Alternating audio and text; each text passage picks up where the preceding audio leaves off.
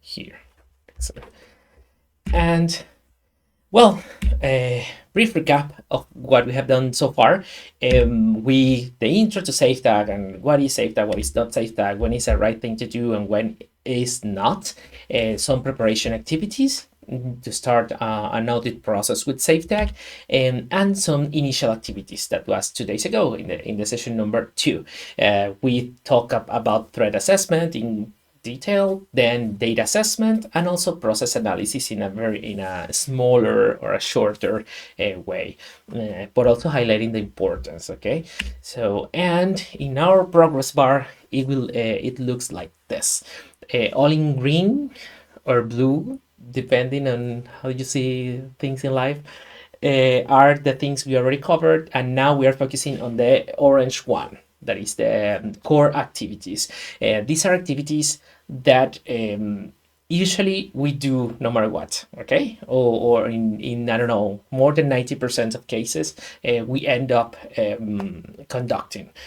Uh, these activities are just to give the tip or the guidance on the flow of this session, are starting with some form of interviews or questions. So we are starting still a little bit in the facilitation side of things, and then we are slowly shifting into the more technical part. However, in general, regardless if the activity is in facilitation or is technical or is research, there is an idea I would like to share with you, so you can get a better sense of how we structure this training. That is that there is a general flow into an audit process. In the beginning, we want to know the threat model of the organization. We want to know what are their problems, what can go wrong, what are their fears, and all of that. Okay. So to do that, we do this research before starting the audit. We do the pre-interviews, the pre-audit interviews, and then when we are hopefully, if we are doing this in person, if we are in site in the same room, we are conducting these activities we saw on Tuesday. So at the end of that, we have a better sense of the threat landscape or the threat model of this organization. Then we want to start conducting a battery of activities with the idea of detecting vulnerabilities in their processes, infrastructure, etc., their premises, their assets, all of that. And for this, we are covering mostly the activities that we are seeing today, that we are covering today. And in the end, it's not only to see the bad things, no? It's not only to see what can go wrong and actually prove that, for instance, email accounts, they don't have strong password policies, or that the Instagram account is the password to that account is shared by 20 people and some of them are not even in the organization anymore. It's not only to detect those kind of stuff, but also based on those vulnerabilities, we want to formulate recommendations. Okay. So, and in the end of all of this assessment process, we are building a risk reduction plan and then a report. That's kind of the flow if you want to organize the information of the audit in these 3 pieces. And we are pitching this like this process, this 3-step process. Or we have the threats that we identify during the first steps in the audit. Then we have the vulnerabilities that are all of these problematic stuff that we are finding along the way.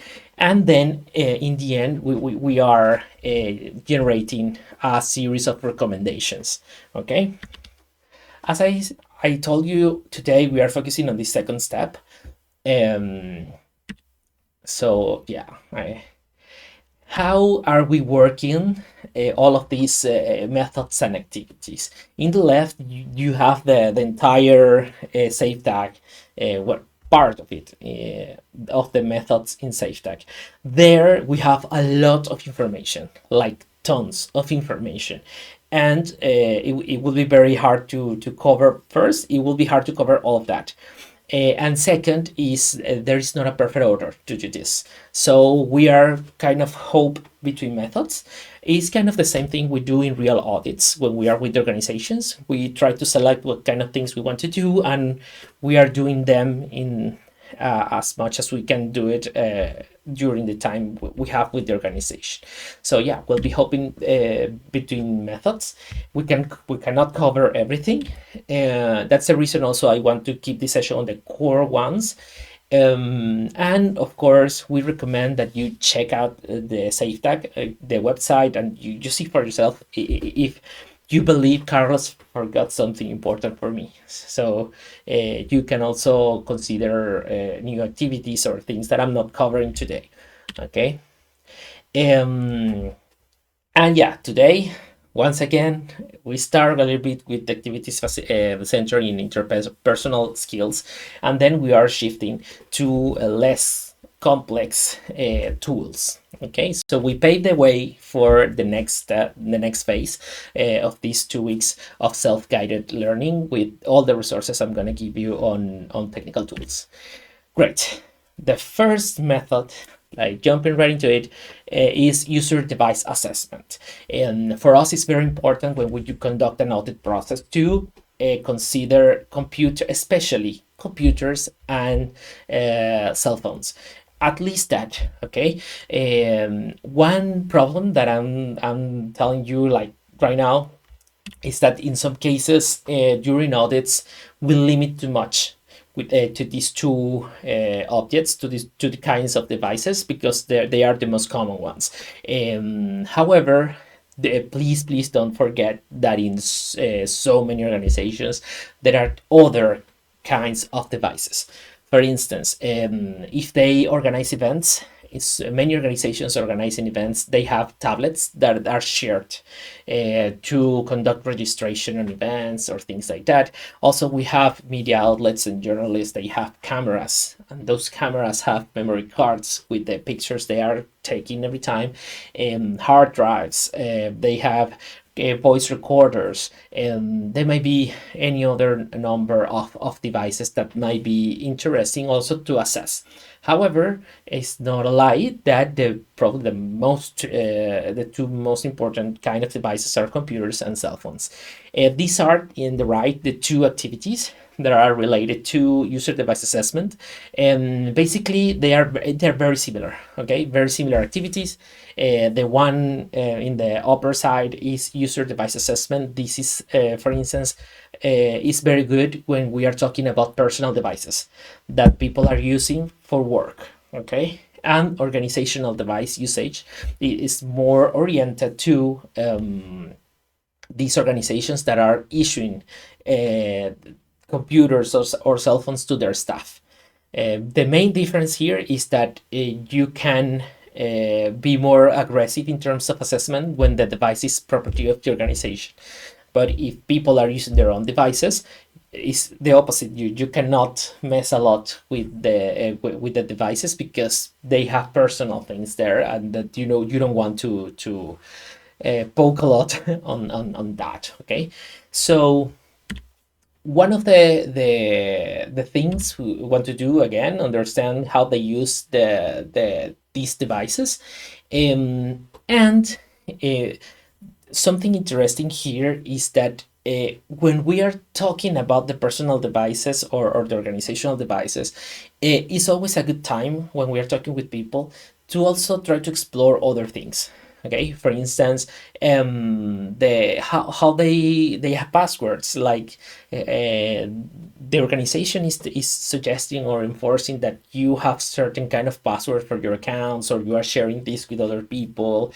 That there are policies in terms of to use biometrics to unlock the cell phones, like the face or the fingerprints.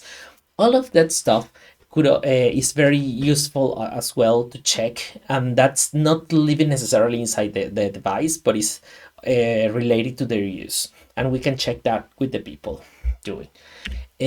So this is again disclaimer, as with everything in this training, you are this is so flexible that you will receive always in every SAFETAG training the vision of the people conducting the training. And in this case, my vision, and I know this is a vision of many others in this community, is that usually an interviewing process during this activity could be the best way to get most of the information, and also some kind of revision, actual review of the device can also help.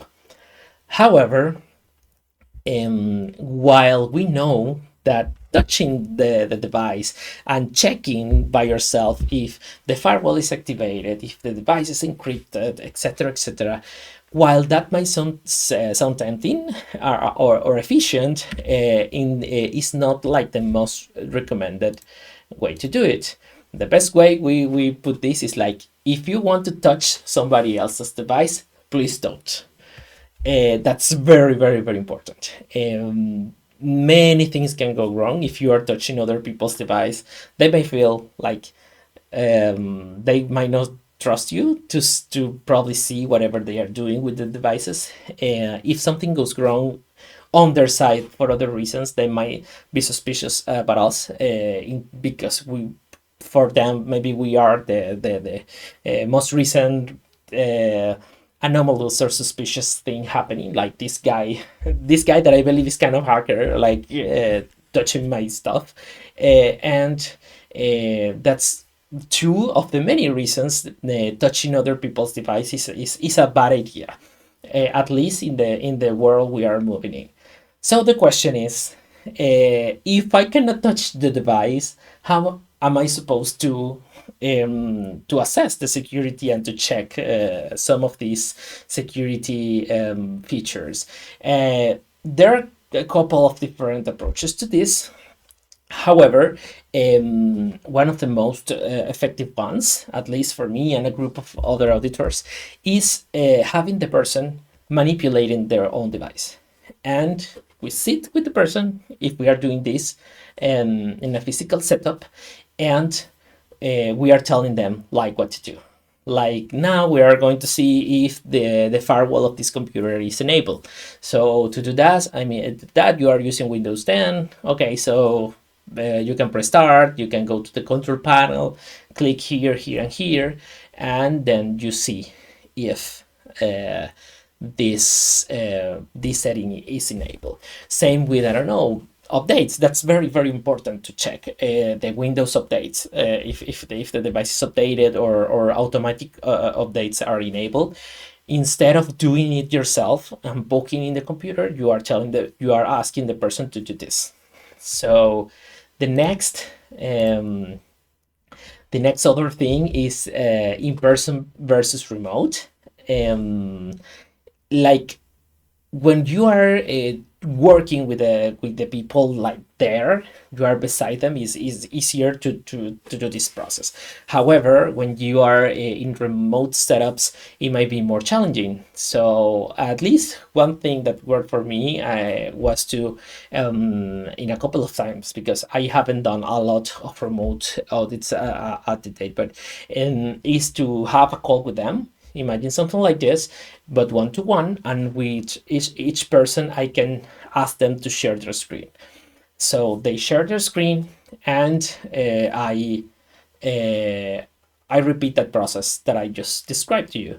Like, I'm asking them, like, can you click here and there and there and there, and we can see the same things, but in a remote setup. It's a little bit more annoying, especially for the time that it takes for the connection so it can be a little bit slower, but it's also very effective. That's one way to do it.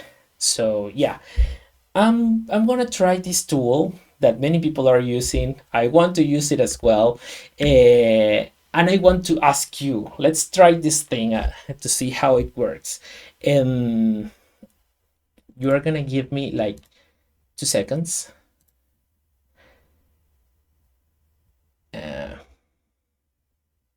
Great.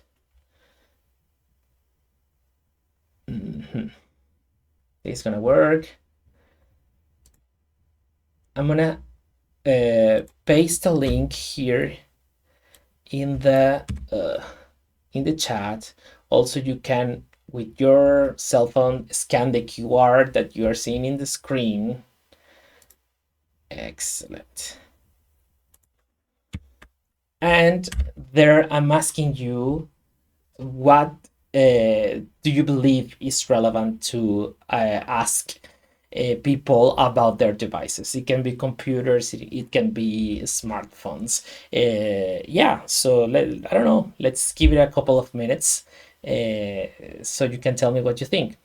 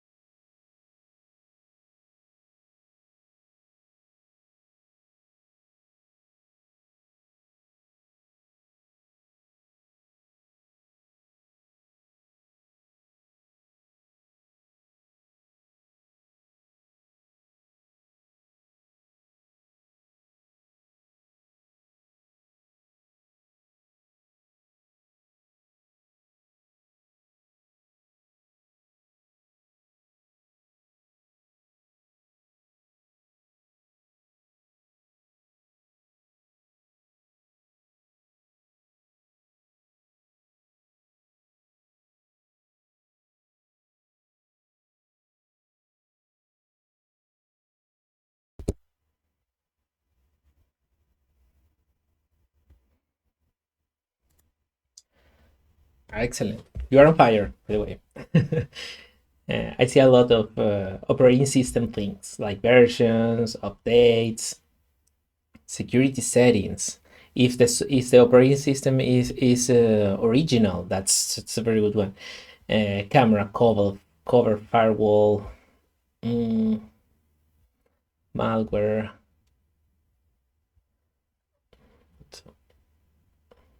Software. Yeah, that's a good one to dive a little bit deeper. But yeah,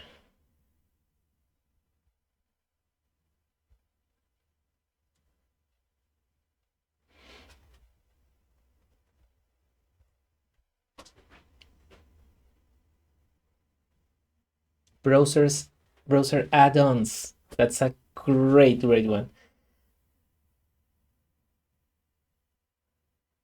Okay.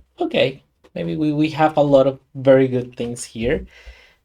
Um, so yeah, you are right on the money. Like all of this is, I don't see one that is not that is, yeah, that would be controversial. Even though everything is on point here. Excellent. Well, I'm gonna leave this running. We are going back to this a little bit later. Um, so all of these are very good examples of things you can assess. These are some ideas. Maybe you will see some of your options here, your submissions, operating system versions and licenses. Antivirus, I didn't saw that one in the other. It applies mostly to computers. Maybe we can discuss why maybe it's not that relevant for cell phones. However, it's very interesting to see in computers about the license of antivirus and if they are doing automatic updates and analysis. We have firewalls, the status of firewalls as well. Access password. I really like the to see this as lock screen, because when you talk to people about access password, for some will be like, what are you talking about? Or it might seem like a bit jargony. However, lock screen is something I can understand better. Encryption, if the computers are full encrypted or they use some form of partial encryption. Automatic updates, and Which programs and applications are frequently used? You also check that into the survey. The versions and the licenses as well. I don't know how much have you interacted with these organizations in the past in other contexts, but expect a lot of Adobe cracked versions of Photoshop or Illustrator, things like that. Also, operating systems. This is decreasing. Each time is easier to have original software, original operating system software, but we are still suffering a lot of premium software being cracked in organizations. But and so on. Many examples here. Usually, encryption is strange to see encryption, especially full disk encryption, except for those organizations that are that they already had some form of training along the years, so they had the time to put these policies in place and yeah, basically set up encryption in their computers. Excellent. So other ideas. I loved when I saw it in the survey that the web browser add-ons, because a lot of people forget that, and it's very important because there is a attack surface that is huge, because not a lot of people are thinking about the security of these extensions and add-ons and plugins for web browsers, and there are already precedents on security issues with them. The platforms they use for work, websites that they visit the most, biometrics, accounts with administrative privileges. Like this is another thing that is very usual, that everybody in their computers, they have one user, and that user has administrative permissions, but it's good to just confirm this kind of stuff. And for many organizations, a good security practice is to have at least two users, one administrator that is managed by a third person, an IT person, etc., and my everyday account that doesn't have those permissions. So it's basically protecting myself of installing malware or stuff like that. However, this is also a source of disagreement for many people, and that's fine. It's just a thing of understanding each use case. Yeah. What else? Privacy settings, install programs and apps, use cloud services, and backups. That's all good examples and ideas. And it's interesting because even when all of these these ideas are valid, not everything is technical. So there are very crucial things that are outside of the configurations and programs and versions and stuff like that. For instance, the device is shared with others. That applies even in work setups and in personal setups. We have organizations where they say, like, we have a laptop in a table, and that laptop is used by whoever is there. Okay, that might imply a lot of security things that different than saying this laptop is there and only this person is authorized to use it and only this person has the password to open this laptop. So that have other implications. So knowing the differences is good, as well as in the personal level. We have a lot of cases where they have a computer or a cell phone and they share that with their family when they are back at home. So maybe they have the children doing homework in laptops, or maybe they have a toddler watching videos, YouTube videos in their cell phone that they also use for work. So all of those cases might require different digital security considerations that are very useful to have in mind for what other things the device is used. The specifications allow the device to be updated in many cases, depending on the country you are working and the community that you are supporting.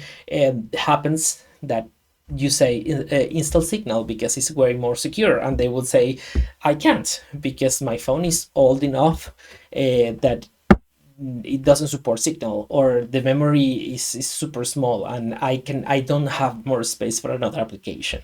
And having clarity in all of that is super important to give very relevant recommendations to the organization.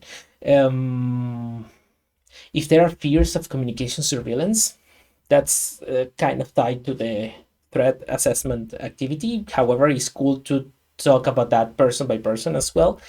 And the physical security of the device. They are leaving the device unattended. They go to public cafes or things like that, where they might go to the restroom and leave a laptop in a table, or maybe where are they storing these computers when they are going to sleep at home. Like other people have access to that are they are sharing the house with people that are not very trusted. All of that stuff is very important to check as well.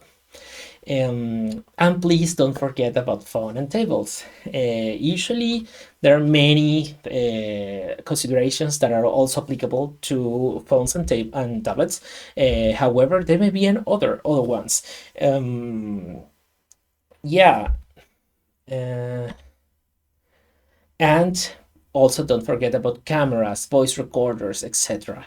It might be challenging the first times you are dealing with this new equipment. However, keep in mind that everything can be researched. You can pretty much look at the security firmware of a camera or a recorder that usually is not that complex to get.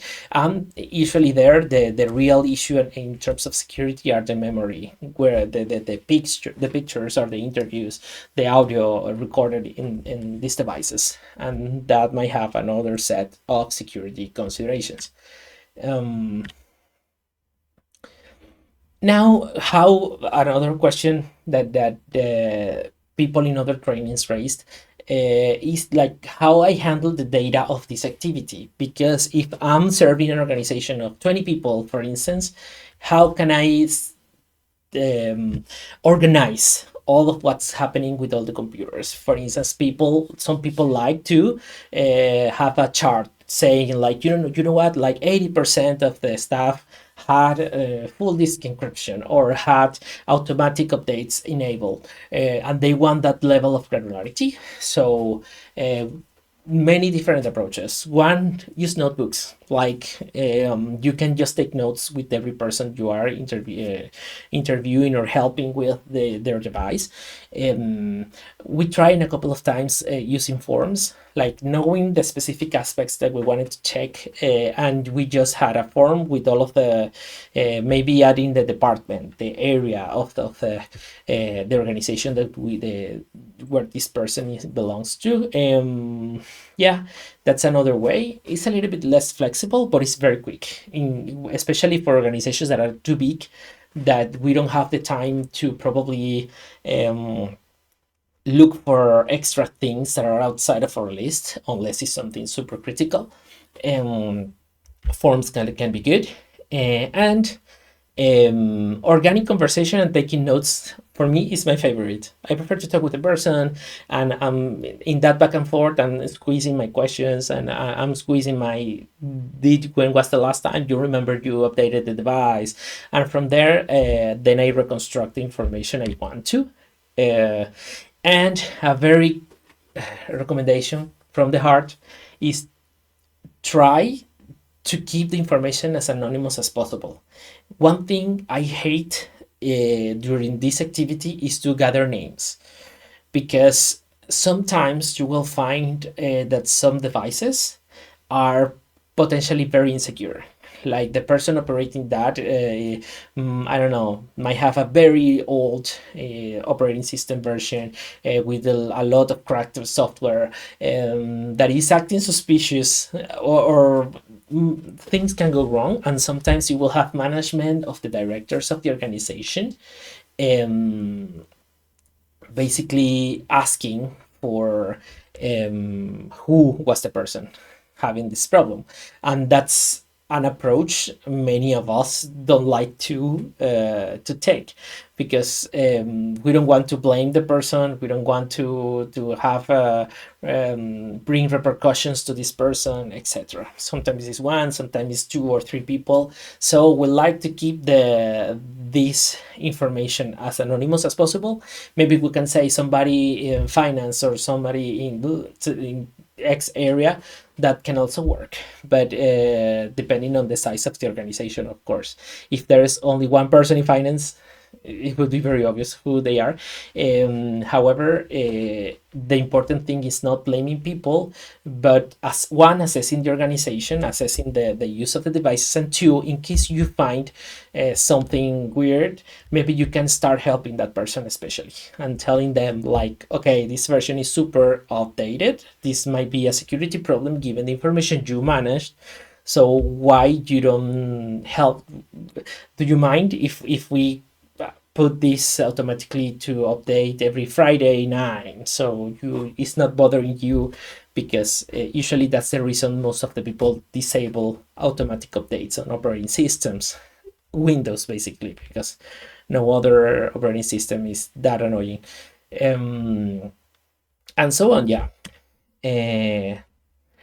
Yeah, define before going to this assessment process, defining which things are essential. It's great. Is the way to go. Please don't wait until the third or fourth person like to say, oh, I should also ask about this new thing. So because you will have information, missing information for the previous people, and that will take time and organization capacity from you and hopefully your team doing an audit. And research previously about technologies we don't manage. Again, my example of Mac computers. It makes a lot of difference. That first organization where somebody in the team didn't ask for the operating system they used, we didn't know that they were using Macs. Everybody was using Macs, and we didn't have that experience. That was a world difference. That audit with the next one in the same conditions. Later, some other organization also were using Macs, and we already knew, and we were prepared. So we knew exactly what to see, what to ask for, where to look in the options, and well, that was a breeze in comparison to the other one. Yeah, and if we can do this remotely, again, same thing I already told you. Like we can try some approaches like this sharing the screen approach. Also, we can just send them a guidance, like a document or a form, like this is the way you can check if you have these settings activated or not. However, is more limited the accuracy of that information, because some people might receive this document, they see how to check, and when they see something they don't like, they just change it, which is good because basically you are sending them a guide to just improve the configuration of their devices. That is also great. However, it's less valid as an assessment tool, because you will know if they don't share that, you will know that they didn't have these protections in place in the first place. Yes. I don't know if you have questions so far before jumping to interviews. Well, I'm gonna leave the chat there. We are jumping again to the Mentimeter, and if you have questions, feel free to put that in the chat. Like, I'll be happy to pause, read the question, drink water, and go on. So, great. Another question. In the Mentimeter, the tool I shared before to do this brainstorming, there is another slide later. I believe I need to go to the, let's see. Excellent. Here we are. To the next question.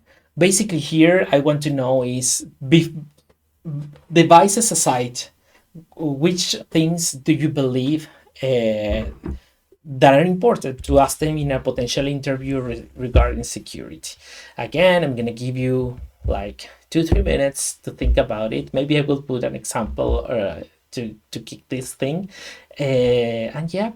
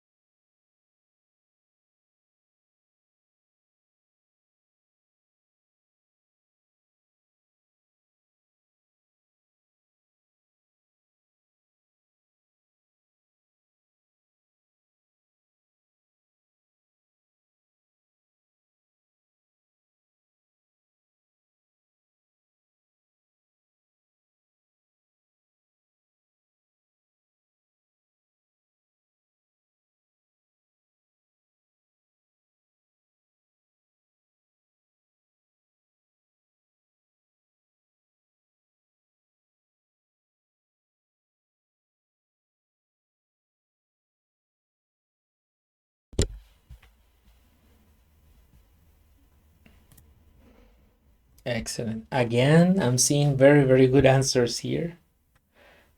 Um,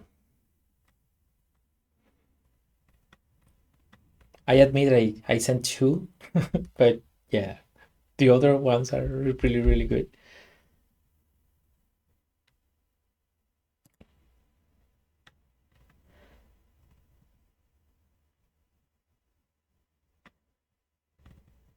Okay, great.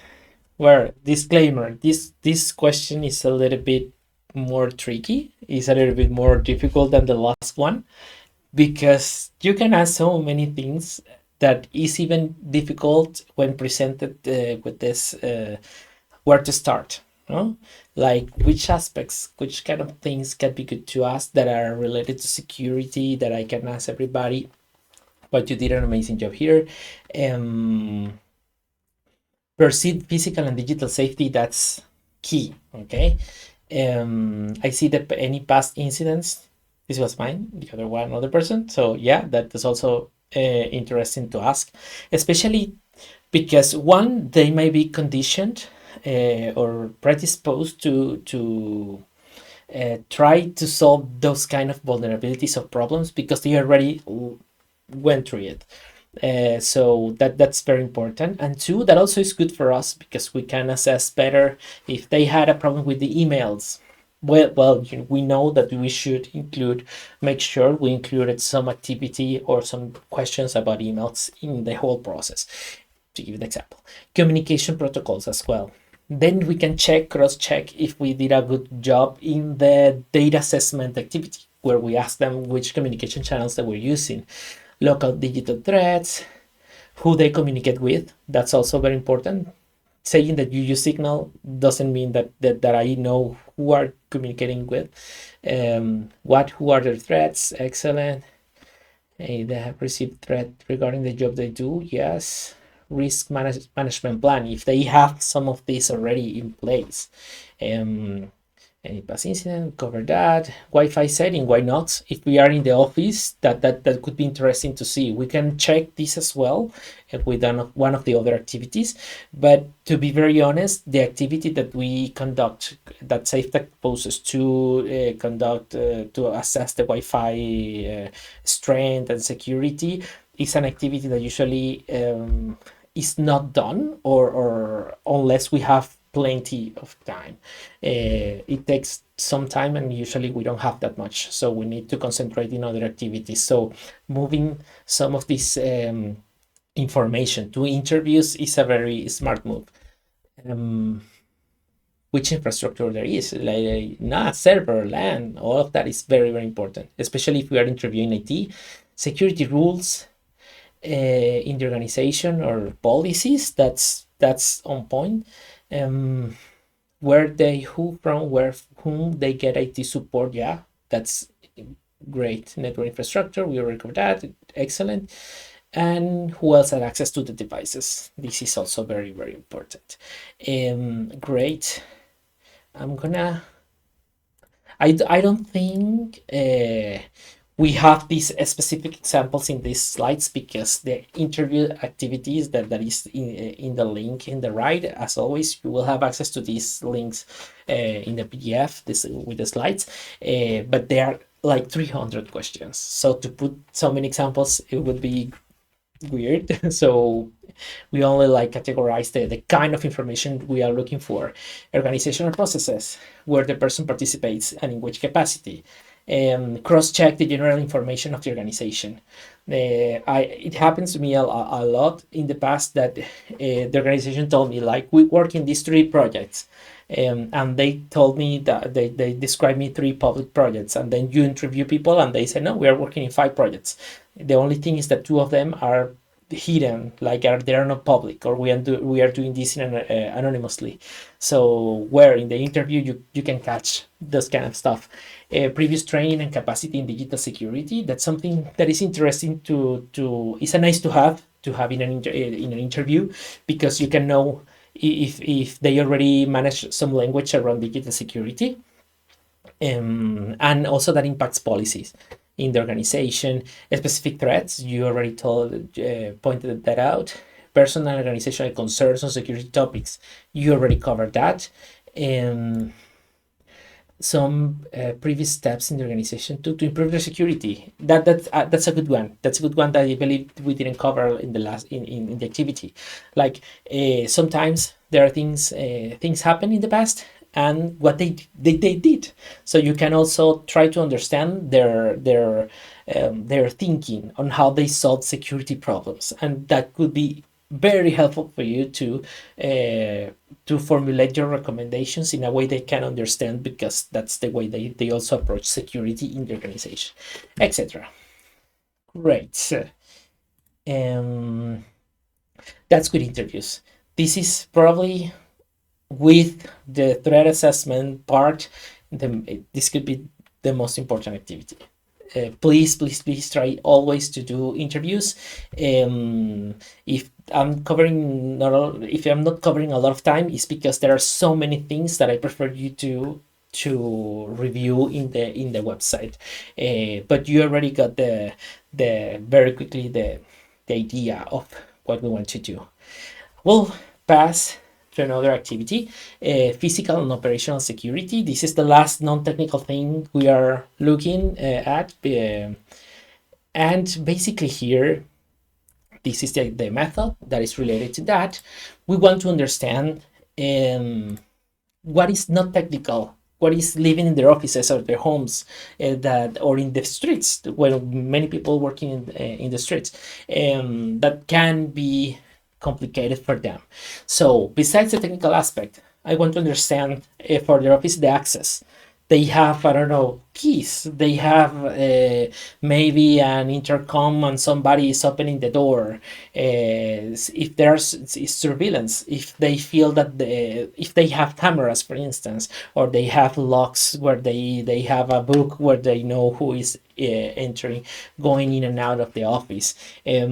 Also, surveillance might be external surveillance. They know there are people surveilling them outside of the office or something like that. Um, the location of the equipment, especially key equipment. If organization they have a server, in which part of the office is this server? How well protected is this place in the office? Not only for digital security problems, but also because of criminality. Maybe some people want to steal that server because they believe or they know it is expensive. They can sell it, whatever. Personal security. How's the neighborhood? Like, it's dangerous. All of that is very interesting. The schedules or the shifts, like they start at 9 a.m. and they go 5 p.m., or some people stay there until late, or to 10, 11, whatever p.m. That's very important. uh, Things like that. There are many ways to do this. I'm not an expert on the physical side of things. There in the method, you will find like 3 4 activities that are related to physical security, and each one of them is very good, and they are complementary. So you can do even more than one activity. You want to understand if there are potential insider threats. We once audited an organization, an NGO, that worked in the same office with a private company. And apparently, I don't know, 15 years ago, they were friends. And during the years, they started to distance from each other, and now they were operating, sharing the same office with some people they didn't trust. So that's important to understand. Or if they had or have a staff member that it might be suspicious, or maybe, I don't know, a mold or whatever other thing, those things are interesting to explore. Shared workspace, suspicious connected devices. I don't know, there is, I don't know if that happens in your region, but in the other regions we have been working SAFETAG.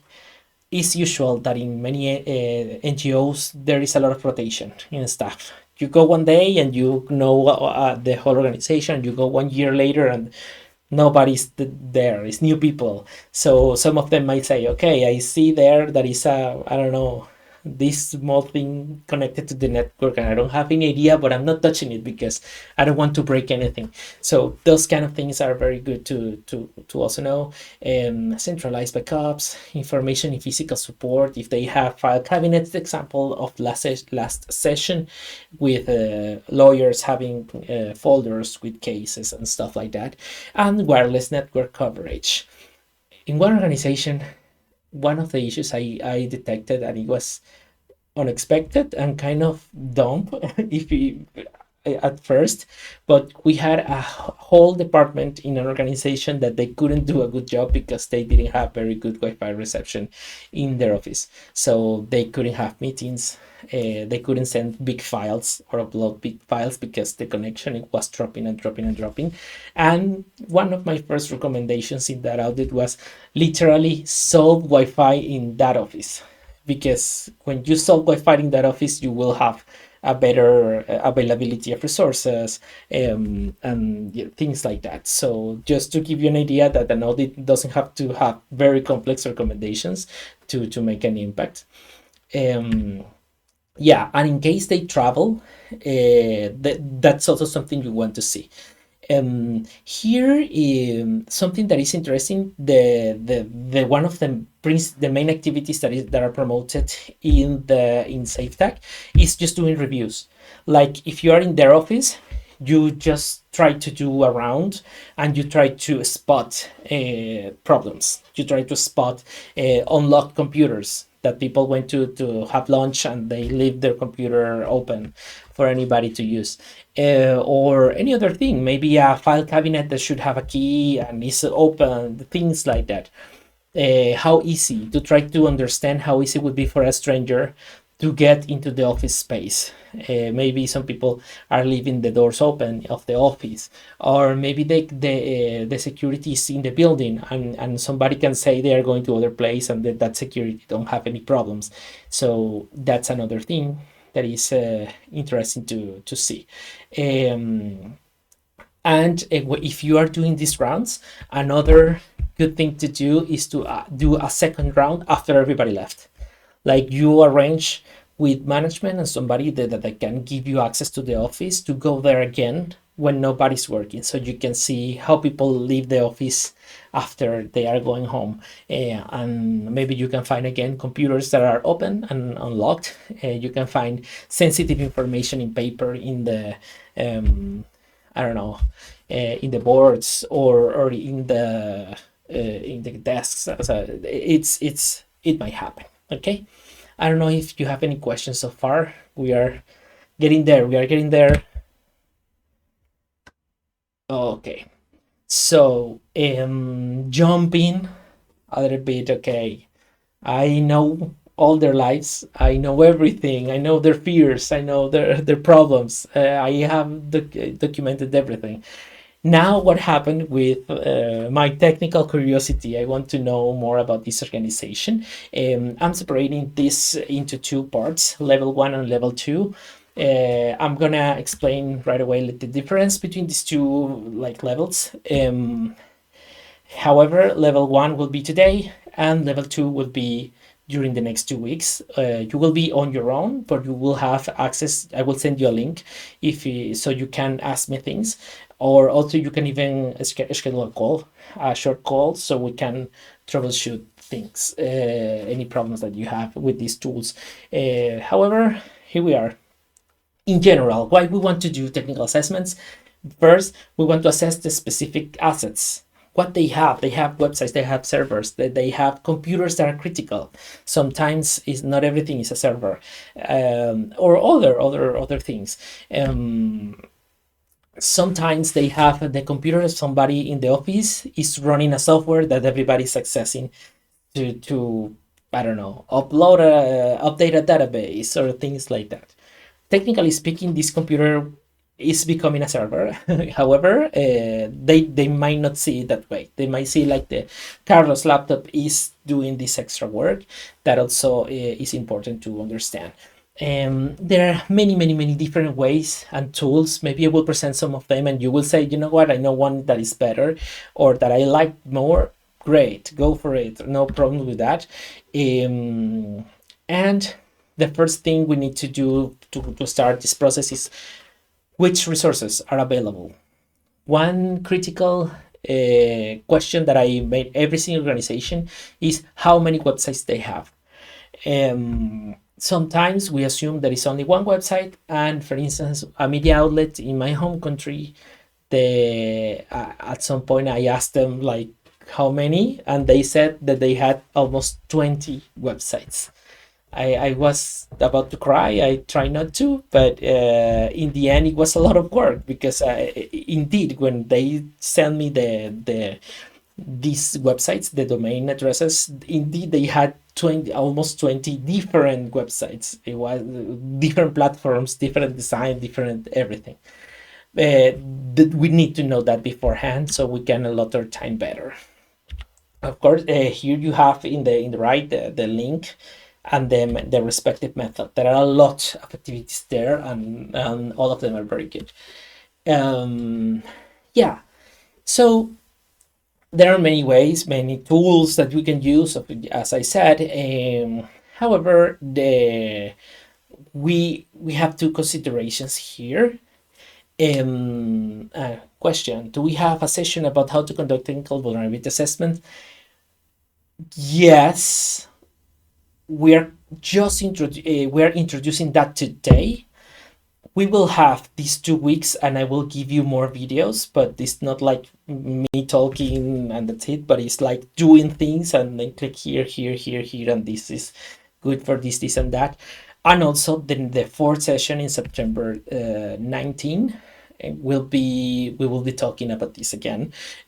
Probably I will run a couple of demos of some of these tools, and depending on the feedback that I will receive from you, I can cover some concepts or whatever thing you want me to cover that wasn't super clear in all of this process, because vulnerability assessment as a whole area is it could be 5 sessions only about that.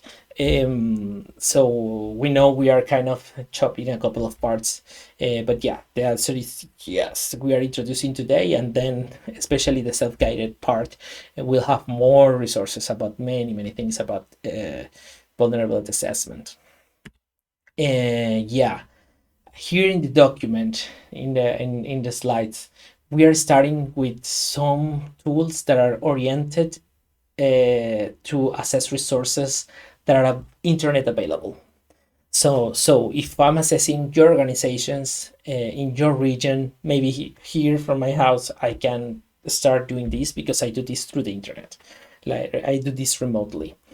In some cases, it won't be possible because in some cases, yeah, I would need to access a physical server that is in the office and nobody else can access it from the outside. However, in 90% of cases, the resources are facing the internet, so we can conduct remote activities. And one way we like to sell this is that there are many tools and they are usually gathering different pieces of information. So it's totally fine to use more than one, to use a number of tools, because with all of them, we are building like the puzzle and we are having a more complete landscape or a big picture of what's going on. Okay, important. There are tools that are invasive. There are tools. There is I have a story like my first or my second audit. I was with my mentor, and we still don't know which one. Maybe it was me. Maybe it was him. I don't know. Doesn't matter. Like so many years later, but we were doing a vulnerability scan to the website of an organization, and it didn't end. And that happened to both of us with different tools. And that was in the hotel we were, because we traveled to this place to do this audit. And then we went to the organization, and when we started the laptops, these scans started again, okay, or resumed from the state they were. And one of these scans was very, I won't say invasive, but it was very persistent. It consisted into sending the website a lot of requests, so with different things to analyze the responses. And we didn't realize at this point that we were basically attacking the website. We were basically doing DDoS from the same IP of the organization.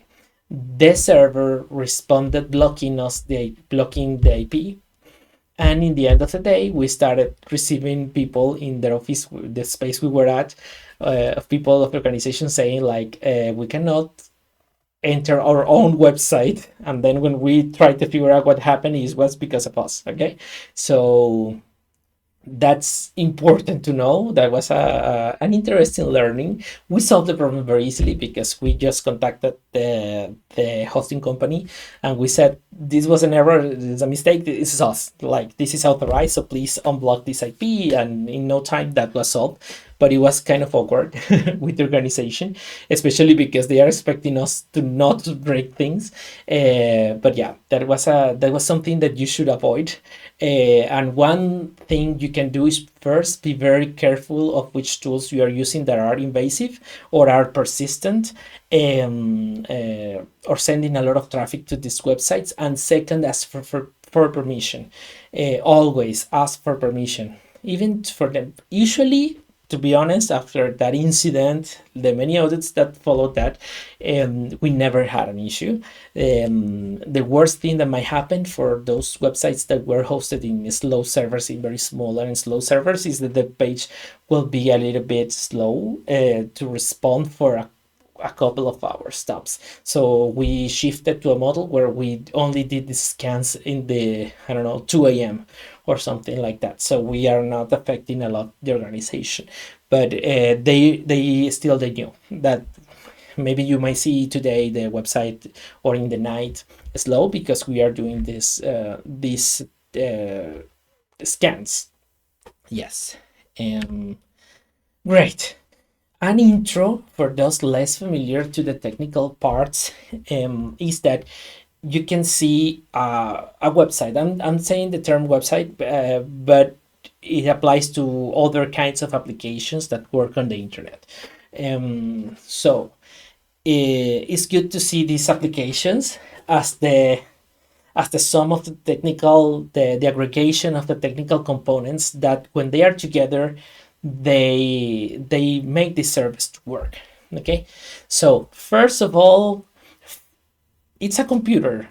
If you have a website or an application that's living in a computer, probably it won't look like a laptop or a desktop, but probably it would look like a data center and just a server, like a drawer with a computer inside. And there, in that physical computer, aka for many people the cloud, but in that physical computer, you will have virtual servers. Okay, you are emulating computers inside of that server. Okay. And there are many, usually there are many of these virtual servers, and usually or one use case is that one organization is renting one of these virtual servers and another organization is renting another virtual server, and so on. Okay, inside of that virtual server, that virtual computer, there will be an operating system. Usually it would be Linux for websites. It says statistics like I don't know, more than 70% of web servers are operating in Linux systems. And so yeah, the same way you have, I'm using a computer with Windows at this moment, and you might be using also Windows or Linux or Mac. Same thing, probably without a graphical interface. It will be just like the Matrix, basically, and some software running inside. And inside of this operating system, you will have a number of services running. A service, in a maybe a very bad definition, but a useful one for now. A service is a software, is a program that is running in a sustained way in time. For instance, to run a website, you will need a web server. That we can see that as a service that is running as long as we want somebody to go to our website, aka always. we want these websites to be available all the time.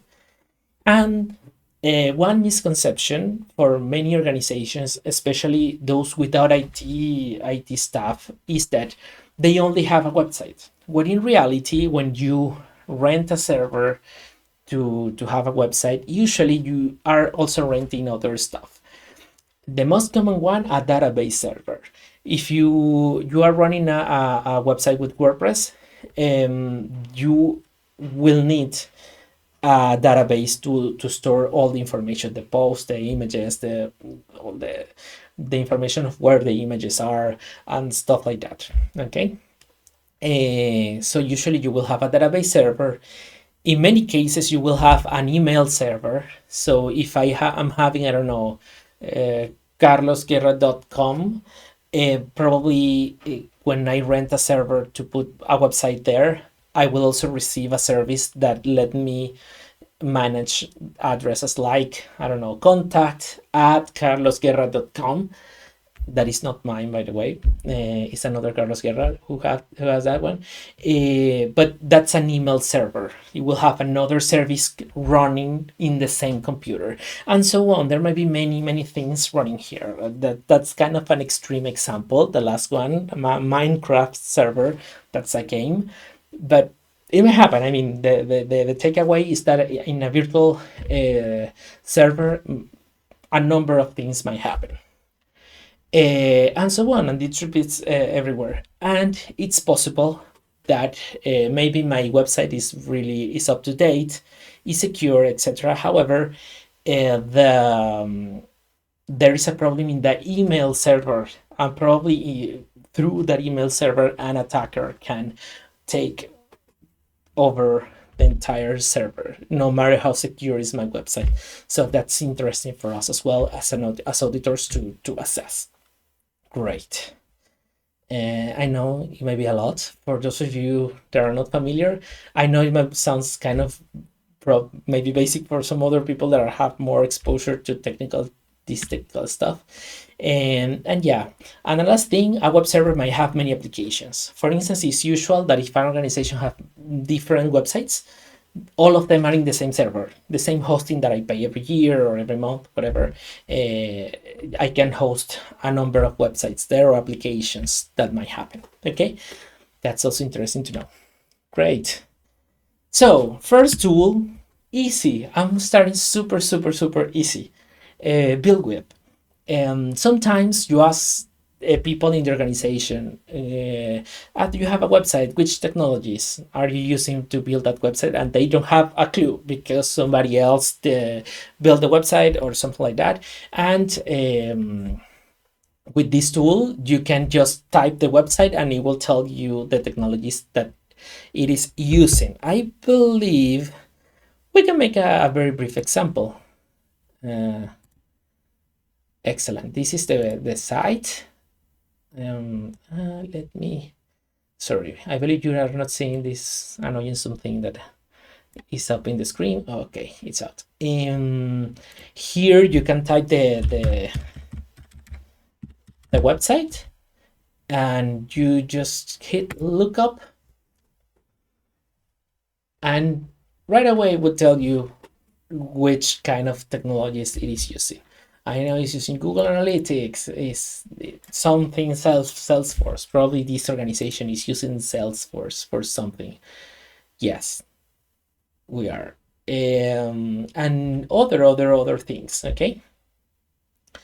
They are tied to Zoom in some way. Here we are. Yes, the answer is yes. And so on, no? You can see a lot of things here. WordPress plugins. So now here we know that Internews site is operating in WordPress.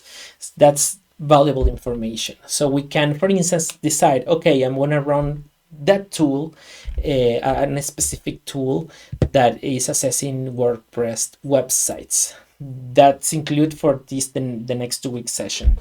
Yeah. A tool called WP Scan, very famous. I don't know if you know a pair of it, and so on. I mean, it's long. It's a very long document, so I can spend a lot of time here. However, what you need to know is that what I usually do is that I print this as a PDF and I store that in a folder for my audit, and I start then like looking for suspicious things.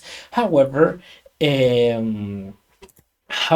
it's a good thing to know all of this information. No love for open source. Yes, there's a long story about that. I'm not involved in that one. But most of it also relates to compliance. Sometimes if you are, for instance, receiving funding from specific governments, you have to comply with the number of rules, and sometimes there are no open source tools that can help you to achieve that level of compliance. It's controversial and it's a very interesting topic that we should have the time sometimes somewhere to discuss. Okay, that is built with. Then the next one, I love this one. So it could be complicated, but it's so rich in terms of information that there is not a single audit where I don't use this tool, DNS Dumpster. And basically you put here one domain, the same thing we did with Built With, and it will start gathering all DNS information so we can know, for instance, subdomains. We can know where they are hosting their emails. A lot of very useful things that we can see. I'm gonna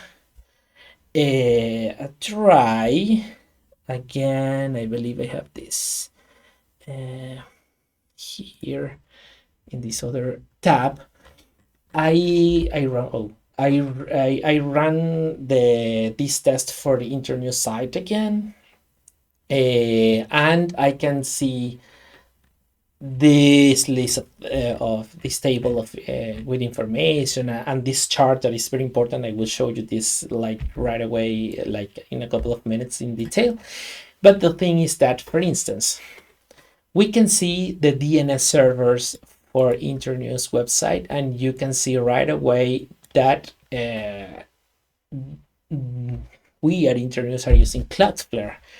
Cloudflare is a company that is its most famous service is website protection for attacks. Basically, they take your website and it propagates it or clone it like hundreds of times, and it put these websites in different places of the world. So people, when they type internews or org, like they will be redirected to the closest version of that website. So it's faster. So you can because the server is closer to you geographically in the real world. However, this is also very useful because if I'm a bad guy and I want to attack the Internews website and I achieve it, I will just take down one version of hundreds.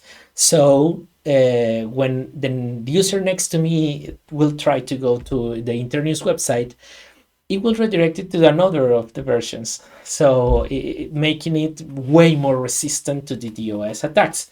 So we can see this kind of stuff here in the in this platform.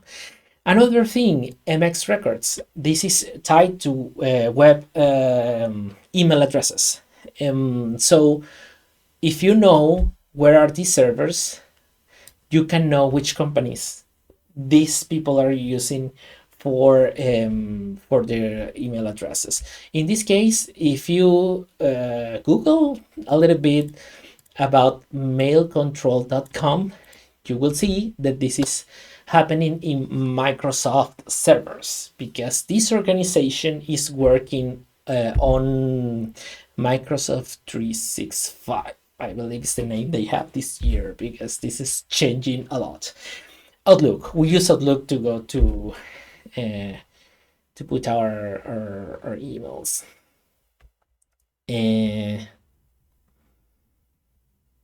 Might be okay. Some people are having problems and going to build with. Might be, don't know about other places where this is happening, but it may be blocked in some places. So if that's the case, you can try to use a VPN so you can access this service. Yeah, that would be interesting to, or maybe trying a little bit later in case it's just a thing in their servers and it will be solved. Yeah, this is also interesting here in the results of the scan.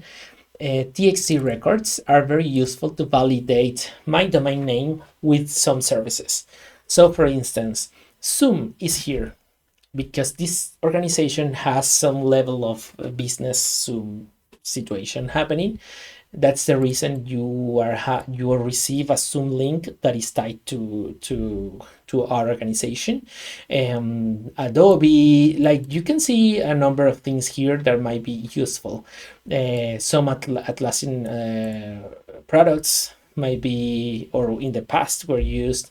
I don't know, many things. For any single one of these, you might research what is this like. Yeah.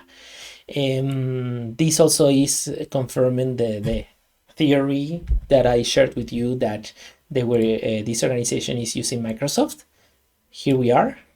This entry is super used for email validation, email security configurations, and that's it.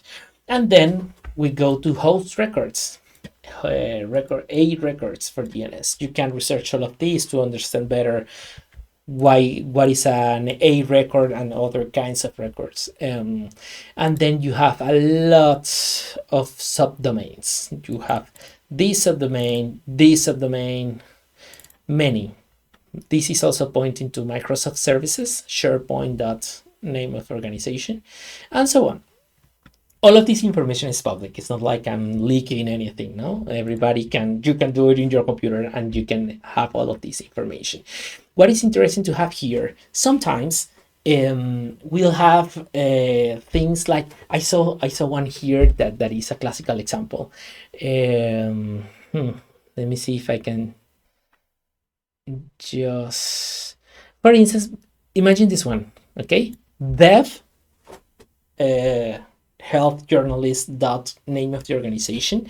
Sometimes people are developing new websites, new versions of websites, or old versions of websites. A lot of times I see here old dot name of the organization .org, and that means that they had an old website and they decided to archive it in the same server on it or a different server, it doesn't matter, and it's available with a subdomain.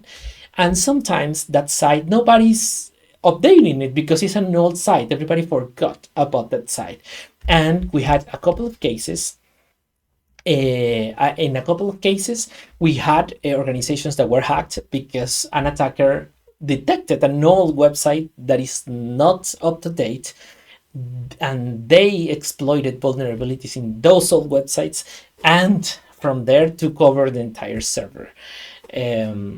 I mean, unfortunate, of course, but at the same time, fascinating how you can, through this information, have really good insights that can help them to understand better their security. That's it. You can also see other things that might or might not be interesting. I don't like to poke a lot with these tools. Maybe sometimes with this, you find hosts sharing the same IP address.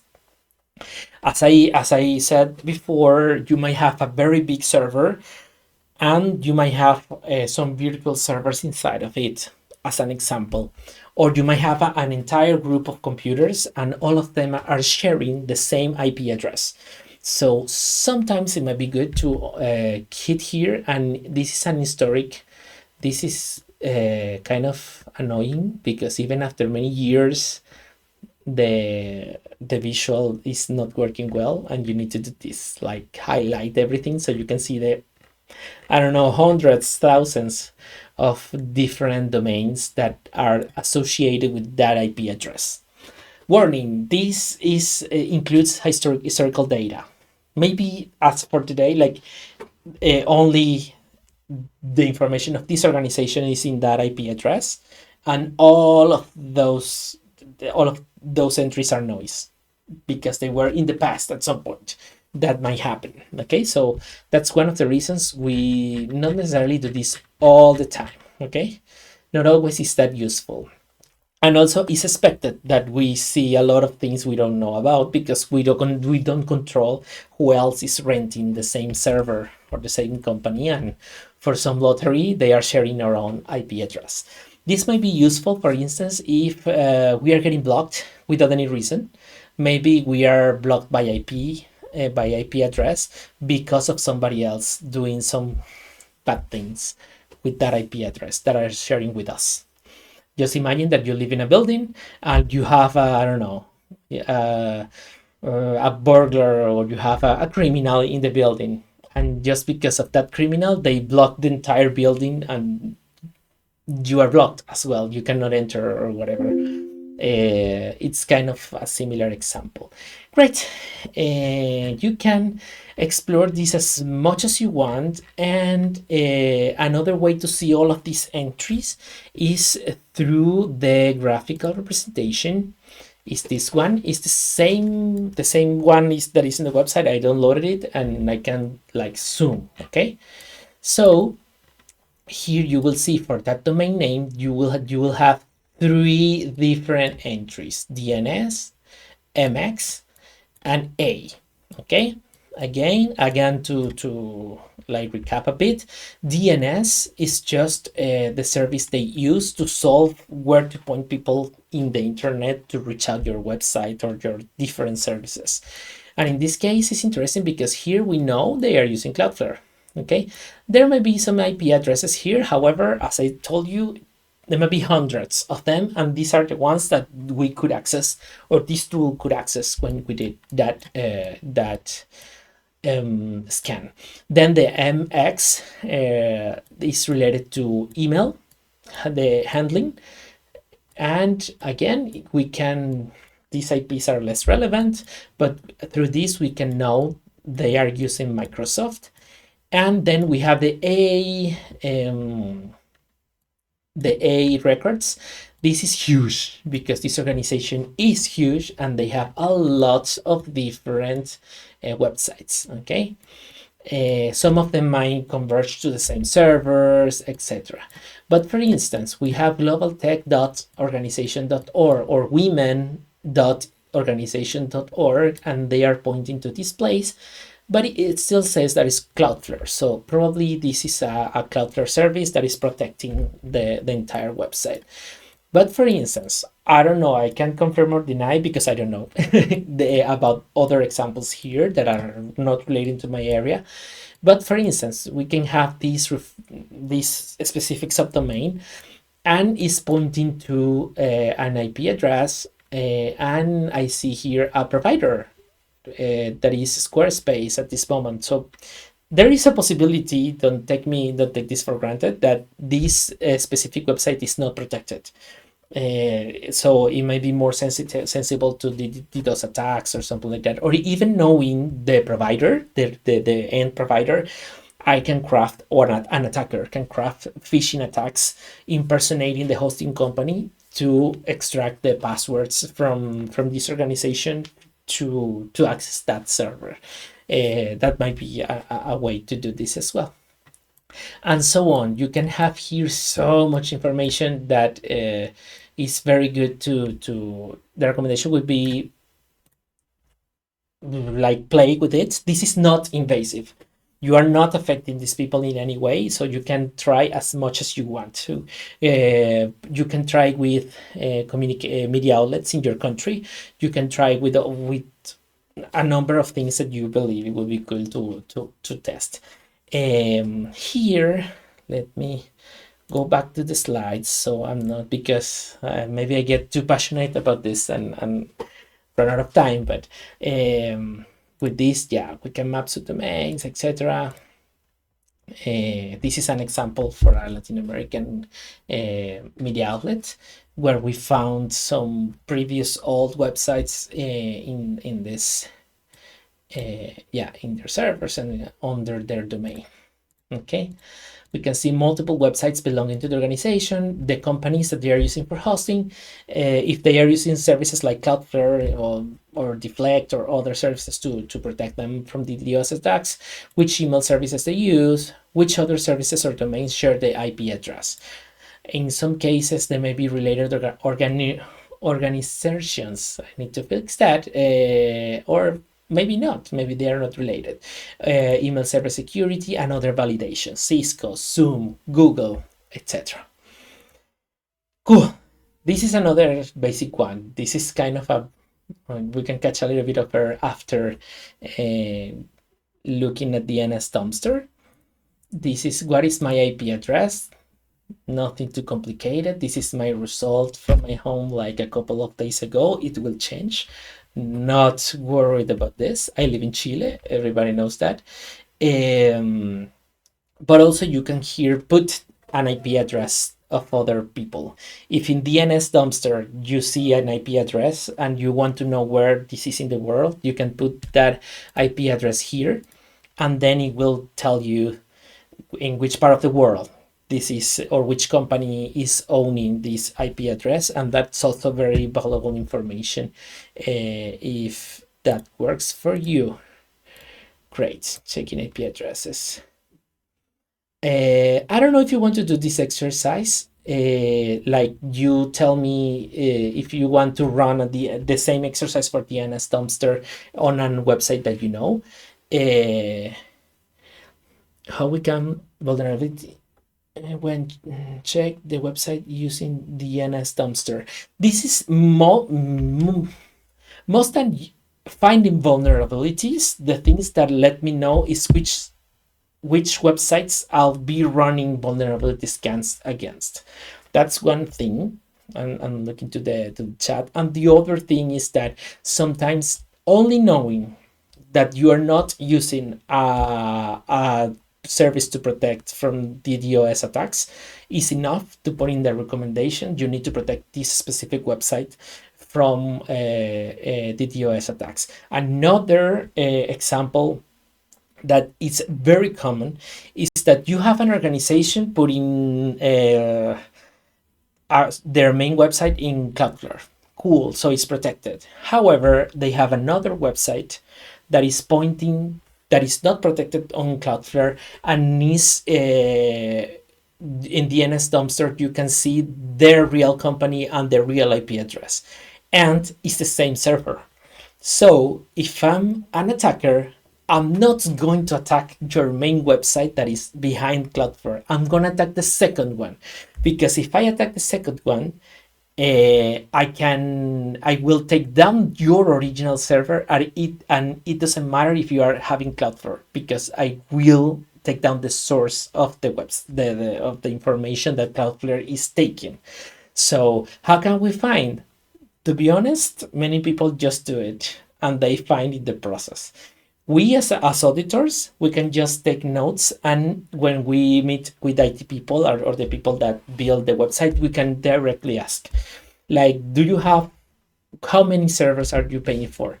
And they may say one. Okay, now you know that, and all your websites are hosted in the same server. Yes, okay, that means that even when we have Cloudflare for the main website, you have a secondary website that is unprotected, and not only unprotected, but also disclosing which is the original IP of that website. So that's the one I want to attack if I was the bad guy.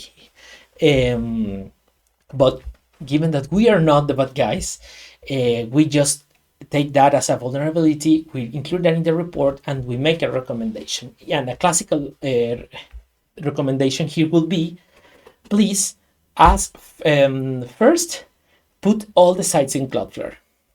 Cool. If you put all the sites in Cloudflare, you did step one. However, you are still vulnerable, because in the historical data, you can find that the IP address that I need to attack. And step two, talk with your hosting company and change the IP address of your site. Maybe migrate to another server inside the same company or something like that. So you are changing the original, the end or the root IP address, the IP address of the root server. Once you do these two things, when somebody else run the NS dumpster or any other tool to see your domain, they won't see the new IP, the new IP address that you have for as a root for your websites. So that's a classical recommendation I put in my reports. In some cases, it may be a little bit more complex than that, but that's kind of the idea. Okay. To be honest, with this example of the NS dumpster, maybe we can leave that to the end in case we have time, because I want to cover a couple of more tools. The next one would be this SSL Labs. Every website that operates with HTTPS, that in 2023 should be every single website. They rely in a technology, in an encryption technologies and protocols, etc., to make this work. And there are a spectrum of different implementations of this technology. What this site tries to do is to assess all of that technology supporting HTTPS. That is basically auditing the SSL, that's kind of an old term, to be honest, the TLS certificates that are making this encryption work. There are a lot of references. I will try to put some references if you want to understand how this works. However, this website will let you know, you put you put here the website, the domain, as we did for the other two tools, and it will take some time and it will generate a report. Okay. The report will look like the one in the right. And in the same description of like if you scroll in those reports, you will see the details. If the score is not good, you will know why, and it will even tell you the recommendations. That's very valuable to include in your report, especially the ones that are really critical, because sometimes here there is noise and you won't, it's not that important. To give you an example, you need to be compliant with some of this stuff, and the website of our project in the process of approval will need to score at least an A if in this tool to be approved to be published, hopefully very soon. But you have there the idea, and also you have as an extra batssl.com. This is even is good for trainings, digital security trainings. This is a website that will tell you how in your web browser how it looks when as there is a problem with the security in HTTPS. So if the certificate is expired, you click here and you will see how it looks in your computer. Okay. And yeah, this is almost a way to test. If you can even try this, the addresses, the links that you see down in the left, you can try those here in the SSL Lab website.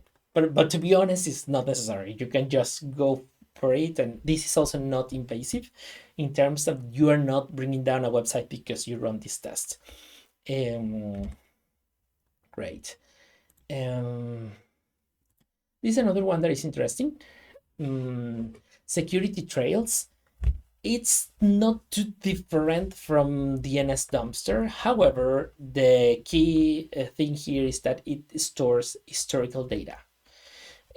So I can know past companies and past information of this of this service, the website, the domain that I want to audit. Okay. This is a freemium application, so we can only see a very limited set of results, and we need to pay if we want to see more detailed results. That's 50 monthly is US dollars. And this is the way it looks. Okay, a report of a domain. Yes, this is for internews as well. The same one we saw in DNS dumpster. I put that here so you can also see the differences between the two tools. This is the main domain of that website, and you can see here that the different companies that this organization was using. For instance, Single Hub, that was 6 years ago. So you can, and it went for 1 month, this lecture, and so on. You can have like the story of that organization on the internet. It might not be useful, but for instance, if for attackers, if they see that you are in Cloudflare and they want to run a DDoS attack on you and they don't have any other IP address, another alternative is to go here and just try the IP address that you used before jumping to Cloudflare. That's the reason, in my recommendation for the other question you made in the chat, I prefer to step one, being Cloudflare. There, if you're running DNS dumpster, nobody will see your root IP address. However, they might use a tool like this one, and they will see the IP address you had before jumping into Cloudflare. So that's where the problem starts. Again, this is not, you won't see any formal vulnerability here, but you will see valuable insights that might help you to do this. Can you give us notes, links about what the tools that you use in session? Of course. First, you will have the slides. Second, in the page, the web page that I'm sharing with you with all of the information, you will have there also notes. Like this one is for I'll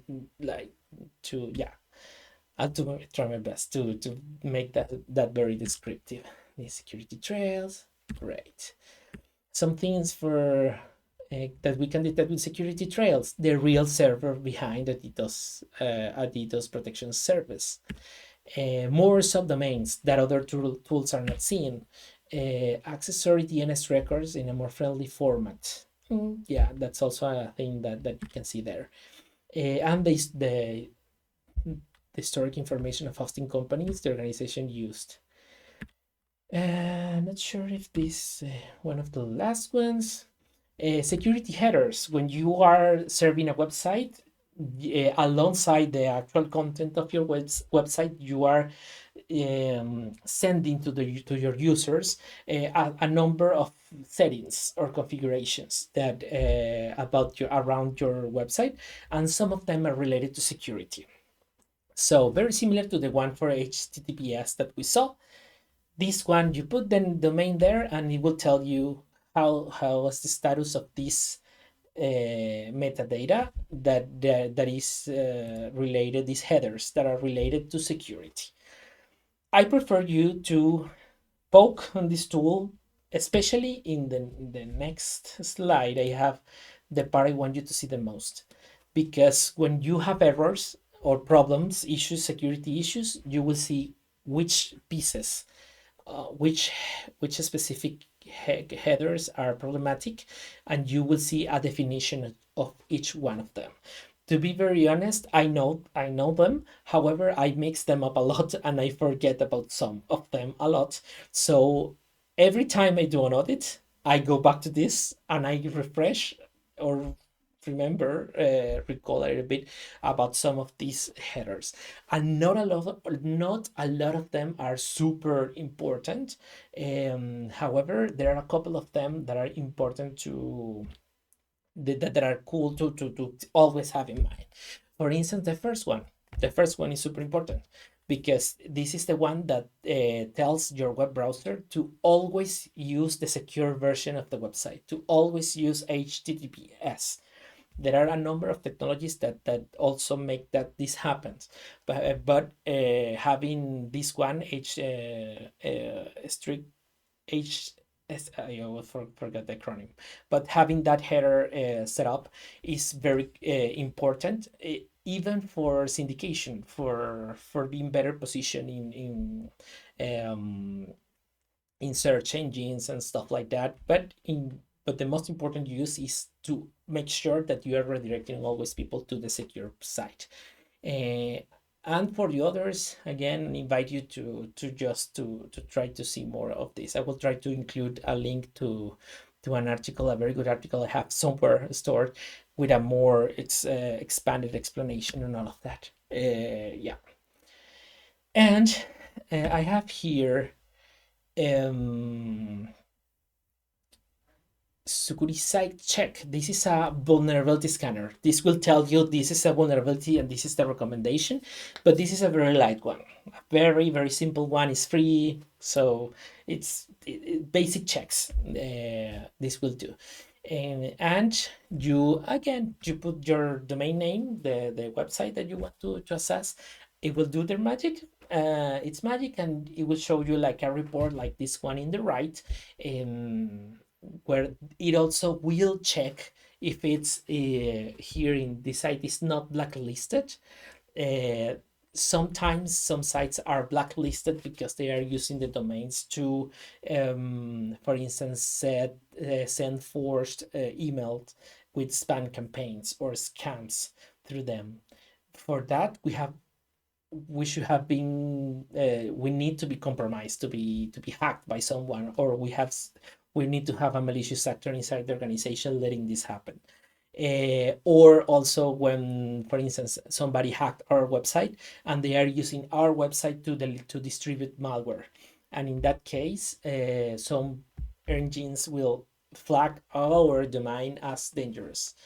And that will trigger a whole other set of remediations that are not that common, but they happen. Okay. So again, I invite you to play with this. I will, you know what, this part, I'm gonna just mention that to not run out of time. And in the fourth session, the one we'll have in September 19, I will start with this. Okay. Yeah, but basically, if you want to know exactly what is this about, we want to know everything we can know about the organization that is an internet, public, secret, etc. Um, and this is the tool that I was going to explore. September. No, don't worry about that. WPSec. Let me check that I will give you an answer, an informed one, because I use WP scan, that is a different one. So probably, who knows, maybe this is super different. This is the same thing. No, no, I haven't used this. What do I think about this service? That I will try it, and for the next session I will tell you what I think. Even better, I will check a website with the tool I use usually, and I will check it this with this others service, so I can compare the how different are these two services. But thank you for the recommendation. It won't be the first time somebody in a training says I use this other tool and I really like it when I use it. So yeah, I will include this into the notes, okay, when I share the content today. Do you have any other questions for today's session?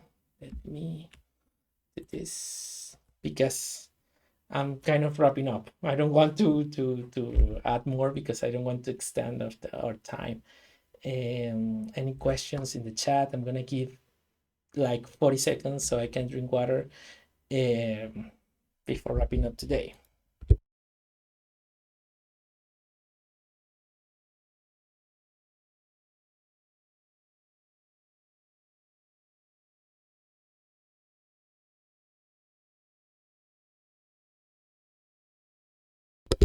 Great. I hope you enjoyed this one. That is, I know the first two are a lot of concepts. A lot of I believe that this could be a little bit more um, entertaining. And yeah, again, we'll be working on a different model for the next 2 weeks.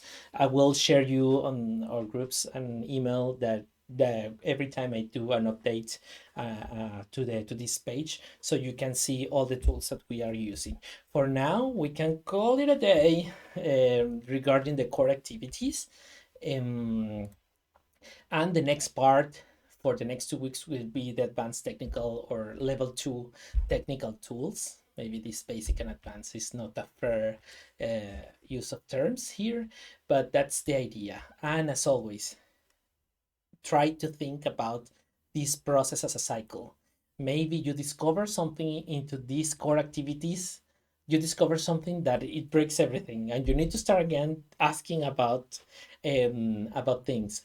Once in an audit, one of the first ones, the organization told me almost at the end that basically, nobody told you, do we have another office? Like, and there are 15 people working there, and it was like, oh, nice. It would be very cool that you told me this before. So I need to design something for these other people. Where are they? Like, where is this office? So these kind of things might happen. Everything is possible, even when I ask them. But the people I asked about any other office didn't tell me anything at that point. So not anymore. Try to be prepared for these kind of scenarios. Yeah, and for this next stage, um, many of these tools, they are work on Linux. Will be using Kali Linux. That's the probably most famous like hacker pen testing Linux distribution. And if you already know how to work with Kali, excellent. You will skip like the, I don't know, 30% of what we are doing. And we are also covering there how to set up virtual machines inside of your own computer so you can play safe. or with all the tools that we will be using. And please consider that all tools in this level are considered invasive. You can take down a website. You can a small website can be taken down with these tools. So be careful, and if you are testing this with a real website, please ask for permission. That's very important. And just to give you some context, we are trying two virtual machines, two different computers. We want Kali Linux, the one I just mentioned, to do the test there, and I'm putting some instructions to download a machine that is vulnerable by default. So you can try the tools in the second virtual machine. All of these happening inside your computer, so you won't be bothering anybody to test most of these tools. Yeah, and in any case, some of these tools are can damage if you use them at their maximum capacity or their maximum set of features. So all of these tools are using the most basic way possible. So we are being as less invasive as we can be. Okay, great. And disclaimer, in so little time we cannot cover this and make you experts in hacking or anything like that. First, because I'm not an expert in hacking, so I can help you with something I'm not. But besides that, because we don't have a lot of time and we believe in the SAFETAG approach, that we need to be as light touch as possible, so we can have valuable information to share with the organization without breaking or bringing the apocalypse to their websites and services. And the tools we are covering are these ones. There may be slight variations with the material that I send you if I change a tool or if I remove a tool to make things like to concentrate in less but more important ones. But these are the ones that I'm most interested in. Nmap, SendMap to do network mapping if you are in an office and you want to see how many devices are connected. You can use this tool, or also to see how many services, have a better idea of how many services a server has. Nessus, that's a very cool and important one, and I believe I made this model very easy. Nikto, that is a scanner for websites. WP Scan, unless I like most the WP-Sec that was shared in the chat for WordPress websites, and Maltego, if I have the time to cover that module to make investigations on organizations. Yeah, probably I'm removing the last one because there's plenty already what we have here. So yeah, I don't know if you have any questions, any feedback that you want to share. I'm gonna stop the recording right now. And